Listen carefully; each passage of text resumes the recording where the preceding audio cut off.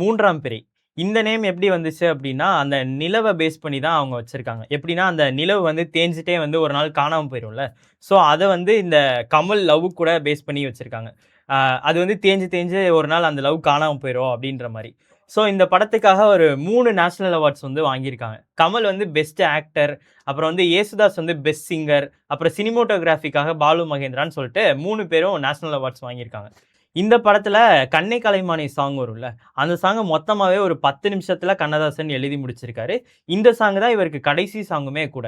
இந்த சாங்க அவங்க ஒய்ஃப நெனச்சு எழுதுனதா கூட சொல்றாங்க. இந்த படத்தோட கிளைமேக்ஸ் வந்து ஊட்டில ஷூட் பண்ணிட்டு இருக்காங்க. அப்போ வந்து மழை, ஃபாகி இந்த மாரியான ரீசன்ஸ்லாம் இருந்தனால, பாலு மகேந்திரா கிட்ட ஷூட்ட வந்து பேக்கப் பண்ணிக்கலாம். நாளைக்கு ஷூட் பண்ணலாம். இல்ல இன்னொரு நாள் பண்ணலாம் அப்டின்ற மாரி சொல்றாங்க. இல்ல இது வந்து நல்லாருக்கும். நான் ஷூட் பண்றேன் அப்டின்ற மாரி சொல்லி ஷூட் பண்ணியிருக்காரு. இவரு எப்பயுமே எப்டின்னா, நேச்சுரல் லைட் சோர்ஸ்ல தான் ஷூட் பண்றாரு.